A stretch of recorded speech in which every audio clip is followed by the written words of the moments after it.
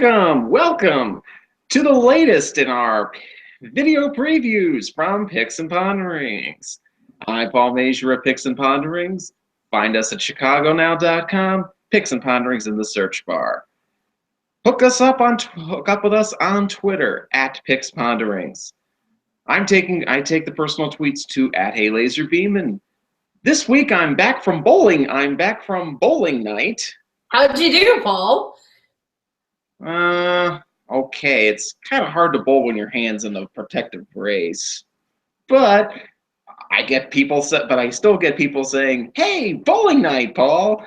But it's not bowling night, it's handicapping night. Because we've got Nicole Newlist at Road Clown personally on Twitter here to bring down the curtain on the Hawthorne 2015 Fall Stakes season and the end of the Jim Edgar Futurity, the last stakes race of the year at Hawthorne for the 2-year-old Illinois-bred males, going 1 mile and a 16th on the dirt.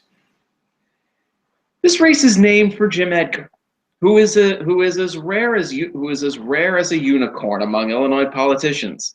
He's not in prison. He's honest. I mean, that's rare. And it's as rare as a unicorn. And hey, he just had a winner at Hawthorne yesterday to boot. Absolutely. That's a look at how Edgar is in the present terms. He's a breeder and an owner. Although sometimes during the summer you'll see him head off to Indiana thanks to the frugal purse structure of Illinois. But in the past, he was a governor, a 2-term governor of Illinois, and he also was on the board of directors of UBET before that company was folded into Twin Spires. I often think I'm curious though, who's been a past winner of the Edgar, Nicole? Well, certainly. There is, of course, Dom the Bomb, who won it last year and may come up once or twice in our discussion today, given that Dom the Bomb's little brother is running in it this year. Although Paul's favorite Illinois-bred Giant Oak did not run in the Jim Edgar, had a couple half-siblings to Giant Oak hit the board, a step ahead a few years ago, Tallgrass Cat. Fortunately for Paul, unfortunately for me, I can't continue to harangue him about the progeny of Crafty Oak, given that her baby this year, Crafty's Way, is a filly. Alas. That said, Yankee Dealer, who we discussed here last week in the Claiming Crown and has won a couple of state-bred stakes here, he raced in the Jim Edgar Futurity in 2011, although he finished second behind his longer-priced stablemate in the Block Barn in those days, Real Power. I've often said, and whether it's been said in person or said on Twitter, that, and I should probably clear the air with this, is that I don't harbor any ill will to Giant Oak. I just felt he got a lot more credit than what he was and he's a plotter. That said, I like Giant's Causeways going long distances. Cough, cough, red rifle, cough, cough.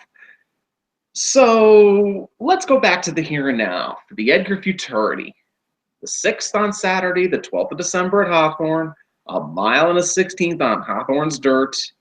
2-year-old males with Jim Miller quoting the morning line at 2 to 1 on Showgood from the 2-hole, and from the 1 post Richie the Bull, 5 to 2 on the morning line. An argument could be made that their prices could be swapped, and you could see Showgood the second choice and Richie the Bull the first choice, or vice versa. So maybe it's a 2-horse race, or is it? After all, there's 7 in the field, and I'm curious to see who Nicole lands on in the 2015 renewal of the Edgar. You're right. It's a pretty stratified field. It drew 7 horses, and on paper, based on past performances, it is those top 2, Richie the Bull and Showgood, the 2 on the inside, who stand out. Showgood is, of course, our 2014 Arlington, Washington Futurity winner. Richie the Bull won an allowance at Keeneland and then was 3rd in the stakes. Then you have kind of your second-tier horses who've done a little more, the Castle Rock and Navy CB of the world. Good maiden winners, held their own a bit. allowance company, maybe, but not quite the top two, but not quite the total throw a wrench in wild cards as we see in two-time up the track finisher Gary Luke, maiden claimer winner Moonshiner, and debut runner, yes, debut runner, Mystic Preacher. That said, as far as my top selection, I did land on one of those less interesting choices, if you will. I looked to the rail and I looked to Richie the Bull. Richie the Bull has, Showgood and Richie the Bull, they both have plenty of early speed. That said, Richie the Bull showed a little bit more of a passing gear than Showgood. Showgood has just winged it, got caught first out by the Zip Zip Man, but rolled in his next, rolled in the Arlington, Washington. But as soon as he had some fight up there, last out at Churchill, first time in the dirt, 1 turn mile in the Street Sense Stakes, he folded, and he folded badly. So there's questions about how much Showgood can take on the front end. There's questions about how much Showgood likes to run in the dirt, because the Street Sense is his first dirt start. Whereas Richie the Bull, you have the question of how he's going to stretch out, but he was on, right near a pace, pressing, if you will, on his debut. He caught up late, won by a neck. He drew off a bit in his second start, first off a pretty long lay, an allowance at Keeneland, going 6 furlongs on the dirt. He then showed up in that juvenile dirt sprint stakes on the Breeders' Cup undercard that was won by Sheik of Sheiks. Wasn't on the lead, but a couple lengths back and kept plugging away and finished third. So he is placed in an open stakes. I can't say I love the idea of Benny the Bull out of Richie Girl Got Game going 2 turns, but I couldn't say I loved Dom the Bomb, who was Bring the Heat out of Richie Girl Got Game going 2 turns last year. What did Dom the Bomb do? He rolled him. Suggests there must be something in the damn side that gives him a little bit of stamina, given we know that did not come from Bring the Heat. Also, there's a little bit of the rain in the forecast, and those Benny the Bulls, they handle wet tracks really nicely. So in a race where, it's a little stratified and there's holes to poke in all 7 of the runners, I feel they're the fewest to poke in Richie the Bull. Paul? I'm going to look at Richie the Bull, but I'm going to look at him more defensively. Because while yes, it's a Benny the Bull out of a 5-star day mare, I wonder, will the 5-star day that got Dom the Bomb the 2 turns help him get 2 turns, or will the Benny the Bull kick in, and when he's coming around that turn, he finds furlongs of 7, 8, and 8.5 wanting. I'm aware there's rain in the forecast, but Chicago weather is, a bit of an interesting thing. I remember earlier in the meet, people were saying how there's going to be snow at Hawthorne, and there wasn't. They are calling for some rain, but I'm willing to give a second chance in the slop to number 4, Navy CB. Navy CB has Edgar Perez, Carlos Silva, the rider and trainer respectively, owned by the Oziel Stables, the nom de course of Mr. and Mrs. Radke.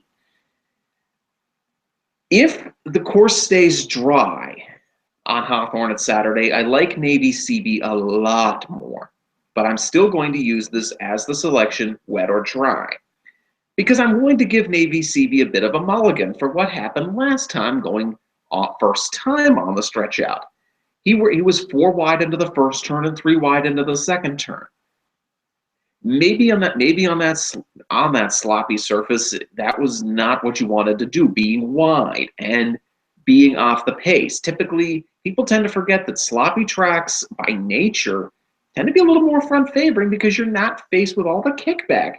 Think about when you're in your car driving and you're behind another car or truck. You're getting all that kickback, and maybe maybe Edgar Perez puts him a little more forward in this event.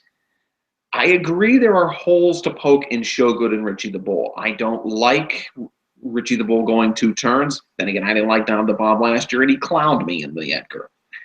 I don't like Shogood on the most of on a more conventional dirt. He was at Churchill, which is the most turf friendly of the dirt, and and I'm using Nicole's words, folded badly. I don't really like either of them as win candidates. They're usable, but my win pick is going to be Navy CB.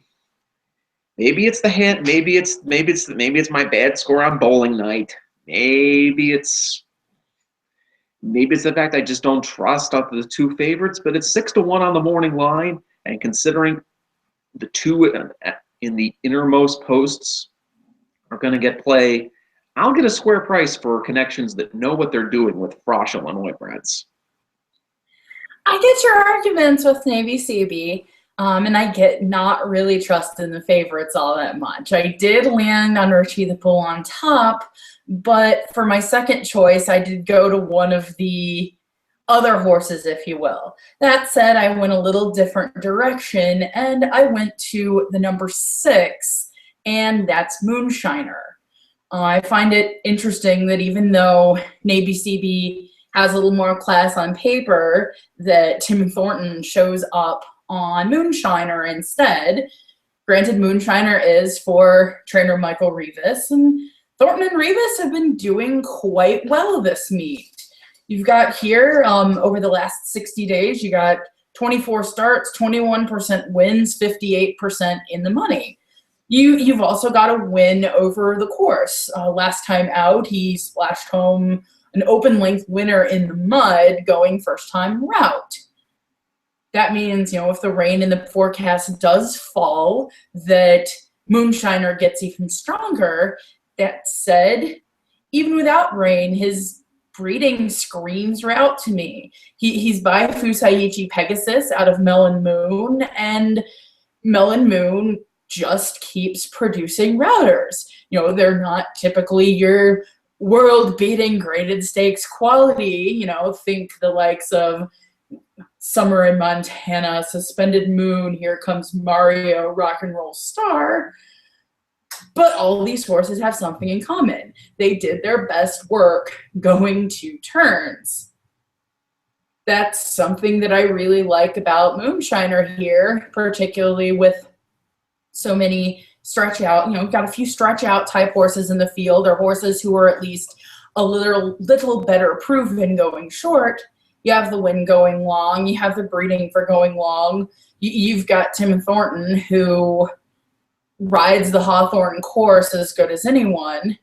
And as far as a pace scenario, he's not going to be right on the front, but if Shogood and Richie the Bull both send and they get locked into it, he's going to be the ones running at him late. I think he has a chance to improve and spoil the party. For second, I went to the favorites. Nicole's right that this is a stratified field, or a field where you can easily separate wheat from chaff.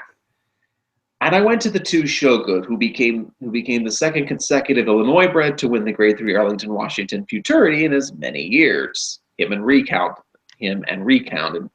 in 2014 and 15.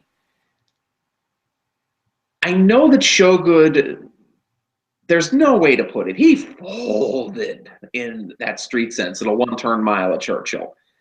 And yes, I know that when I talked about him before, when talking about Navy CB, that I really didn't like him a lot. I didn't like the fact that he folded a little 1-turn mile at Churchill. I don't like the fact that he's going from Churchill, which many have said is the most turf-like of dirt, to dirt at Hawthorne. I mean, if you're thinking flavors of dirt like flavors of Baskin-Robbins ice cream, here's the most dirt of the dirt. Here's more dirt than Churchill dirt. And Shogood ran at Churchill, and now he's going to Hawthorne. But he was facing Open Stakes company at Churchill, and he was facing, and that was on Stars of Tomorrow one day. And sometimes those Stars of Tomorrow 1 cards turn out in retrospect to be a lot better than they appeared on paper. He also ran into Mo Tom, who who hit the podium in the Grade 2 Kentucky Jockey Club behind the Cassie runner Aero Force. So there's some hidden form in the sense that he was facing much tougher. He's dropping back in against the Illinois breds, and of course he has that win. He has that win at Arlington over Open Company. He chased around the Zip Zip man, who Stidham felt good enough to take up to Canada too. He won the Arlington, Washington Futurity with aplomb in a bulky field going 7/8 on the Poly. If he's left alone on the front, and it's quite possible he's left alone on the front, then Showgood makes everyone else pay. You're getting connections that you can trust. Chris Amy, Scott Becker, William Stieritz, that jockey owner-trainer combination always hits at a high percentage. And during this, and in the last 2 months at Hawthorne, they're winning about a quarter of the time and hitting the money about half the time. So I definitely see him as a player. I think if you're playing any sort of try or super or even an exact in this race and you throw him out completely, it's treacherous. I don't particularly like him as a win candidate, but I got to use him because if he runs back to that Arlington, Washington Futurity, and if he's left alone on the front, good night, game over, drive home safely. I get what you're saying with Showgood there, and I have him slotted third for basically those very reasons. There's a shot that he gets left alone on the front end, given that Richie the Bull, particularly in his races at Keeneland, was off a bit. He's shown some kind of rating gear. And then looking at the rest of the field, I mean, who else is going to send? Maybe Mystic Preacher. He's got that Bullet Gate works back. But, I mean, I'm grasping at straws here. If this race were full of speed on top of speed with a side of speed, I would say throw Showgood out. That dirt start at Churchill was not good, but with such a big chance that Showgood does get left alone on the front end, that combined with his back class, I don't love it. He's going to be underlaid, but you got to use him defensively. Just as you have to use Showgood defensively, I think you have to use Richie the Bull defensively. Both Nicole and I come to an agreement on this race, and that it's a 2-speed number. There's 2 controlling speeds at the inside, and the tricky part is what you think the 2 controlling speeds are going to do. If you think one's going to get left alone, you play one and move on. You play the one you think gets left alone and move on. Take it as a low speed angle, or you're thinking it's off the pace. Larry Ravelli is an exceptional 2-year-old trainer that he can get a horse bring the heat to win at 2 turns. That takes skill. And he's got his hat, and he has his half in Richie the Bull, who I'm going to slot third. Because if you think Showgood gets left alone on the front end, then that means if Richie the Bull leaves Showgood alone on the front end, then Showgood goes on and leads the field on a merry chase. But we know that E.T. Baird's going to send. E.T. Baird is a quality gate rider who's going to get his horse into a good position on that inside rail. And if he sends and he's game enough, then he can handle it well. With 5-Star Day as the broodmaster, that's where that 2-turn breeding's coming from, considering 5-Star Day, he was a former Tom Amos horse on the Derby Trail. Now, if he handles the stretch out fine, he makes sense. He makes sense going 2 turns. Showgood stretching out a little bit too, but it's a 1-turn mile to a 2-turn mile 16. Still, it's a 2-speed number. And if you use one, you have to use the other. Whether you use one offensively, or in my case, you use them both defensively. But they're the best in the field. But they're the best on paper in the field because because of how Richie the Bull won his second, came off the pace at Keeneland 2 back to win a first level allowance, and was third on Halloween on Breeders' Cup undercard, on the Breeders' Cup Saturday undercard. If, keep in mind, Richie the Bull is dropping in class down to the $50,000 state bred stakes level. So he's in a sense double dropping from a Breeders' Cup Open Stakes down to this. His best makes sense. He just needs to be left alone on the front end. Whether he gets left alone, that's a different question, but you got to use him defensively if you're going to use Showgood defensively. Hence, I'm putting him third.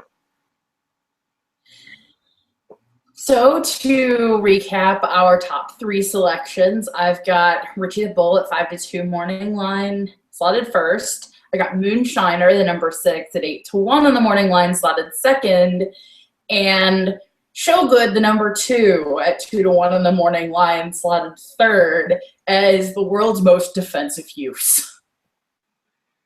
I agree with you. I agree that Showgood is a defensive use in this field, and I have him, but I am going to go with number 4, Navy CB, at 6-1 on the morning line first. I'm thinking that the 2 speeds at least can mix it up enough to set it up for something off the pace. I'll be using number 2, Showgood second, as a defensive use, just like Nicole's using. For third, I'm going to go to the rail with Richie the Bull at 5-2 on the morning line. If we're both using 2-1 morning line favored Showgood defensively, and I'm using Richie the Bull defensively, and you're picking Richie the Bull, maybe this is a race where a long shot to watch is something to look for. Who do you have as a heat to watch, Nicole? I completely agree. This is a race where you have your 2 classes on paper, but just about anything can happen. And with my long shot to watch, I'm definitely going for the anything can and anything will happen, looking at the outside, and the number 7, Mystic Preacher. If the name Mystic Preacher doesn't ring a bell, congratulations, you haven't been obsessively reading the Hawthorne work tab, because Mystic Preacher has not actually started. He's making his debut here in the Jim Edgar Futurity. That said, he's got a couple of things going for him. 2 back, he fired a bullet work out of 14, going 5 furlongs on the Hawthorne dirt, suggesting that this 2-year-old is kind of getting the hang of how to break from the gate. Maybe he's not gonna stumble or do anything goofy and first-timey from the gate. He didn't draw the rail, he drew the outside, which is usually a little better place to see one of these inexperienced 2-year-old runners. Even though there's not a whole lot of precocity in the breeding, at least there's some 2-turnage in the breeding. Devil Hunter, a pulpit horse on top. Underneath, he's out of a mare named Mystical Prospect by a crafty prospector who has produced some winners going 2 turns. If it rains, that crafty prospector may give him a little mud. Again, who knows how much rain is actually going to fall. We're still, right now it's Thursday night, we're still almost 2 days away from the actual race. But in a race where he's likely to go off the longest shot, or, at least somewhere close to the 5 Gary Luke on the tote board, there's enough little things to pick out about Mystic Preacher to think he can do something first out. I mean, this isn't an excessively strong state-bred stakes field, and I mean, he's really a work tab play. Like, between that bullet 2 back and just the fact that he's been consistently working since September. He doesn't have some weird workouts in the spring and then a gap and then some more. It looks like he's been pointed to start, and even though this is a bit of an ambitious place, maybe he's fit to do it at bomb odds. For my long shot to watch, I'm going to go with a horse who has been beaten a combined 27 lengths in his 2 efforts. And that's the number 5, Gary Luke. Because the feeling most handicappers have with this race is one of 2 theories. A, It's either Shogood or Richie the Bull, and anything can happen for third. Play a 1-2, 1-2 all trifecta, and it chalks out.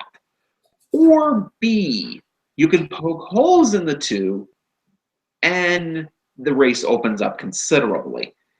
I'm thinking that even whether or not you're thinking someone has to get the third place medal, or this race turns into total chaos and disorder, Gary Luke has some things to like about him, even though he's 20-1 on the morning line, even though he's a two-star maiden, and even though he's been beaten 27 lengths in both of his starts.